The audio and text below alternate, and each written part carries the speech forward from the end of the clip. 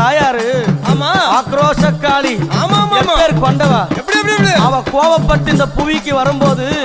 அவளுடைய பாதம் இந்த புவியில பட்டா இந்த உலகமே அழிஞ்சிடும் சொல்லும் போது பார்த்த சிவபெருமான் உடனடியாக ஓடி அந்த கீழே விழுந்தாரு. அவளுடைய திருமேனியான பாதம் சிவனுடைய மேல படணும். அவன் கோவம் தெளினு கீழே இருக்கிற கணவனும் தெரிஞ்சு கூட எங்க அம்மா அவ கட்டி நல்ல அம்மா கணவனைய அவ கட்டிய கணவனைய அவ காலால மேதித்தவளா அவ கட்டிய அம்மா கணவனைய